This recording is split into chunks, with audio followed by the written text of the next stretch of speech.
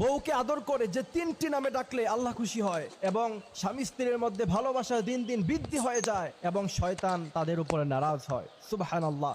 বউকে আদর করে এই 3টি নামে সবসময় ডাকবেন। আল্লাহ রাসূল সাল্লাল্লাহু আলাইহি ওয়াসাল্লাম আম্মা জানা আয়েশা রাদিয়াল্লাহু তাআলা আনহাকে এই 3টি নামে তিনি কিন্তু ডাকতেন। আমার ভাইয়েরা, আজকে বিয়ে হওয়ার পরে মডার্ন যুগ, স্ত্রীকে জান বলে ডাকে, তারপর আর কি যেন বেবি বলে ডাকে, অথচ আল্লাহ রাসূল সাল্লাল্লাহু আলাইহি ওয়াসাল্লাম একজন স্বামী হিসাবে ছিলেন সবচাইতে ভালো স্বামী। আম্মা জান আয়েশা রাদিয়াল্লাহু তাআলা আনহা বলতেন, আল্লাহ রাসূল সাল্লাল্লাহু আলাইহি ওয়াসাল্লাম আমাদেরকে যে ভালোবাসা, যে মহব্বত দিয়েছেন, পৃথিবীর কোন স্বামী তার স্ত্রীকে এত বেশি ভালোবাসতে পারে বলে আমার কাছে মনে হয় না। আম্মা জান আয়েশা রাদিয়াল্লাহু তাআলা আনহা বলছেন, আল্লাহ রাসূল সাল্লাল্লাহু আলাইহি ওয়াসাল্লাম আমাকে প্রথমে ডাকতেন হুমায়রা বলে। হুমায়রা শব্দের অর্থ হচ্ছে লাল ধরনের একটা দামি পাখি। দ্বিতীয় নম্বরে আপনি চাইলে আপনার স্ত্রীকে তার বাবার নাম ধরে ইবনাতুন শব্দ লাগিয়ে আপনি আপনার স্ত্রীকে ডাকতে পারেন। তৃতীয় নম্বরে আল্লাহ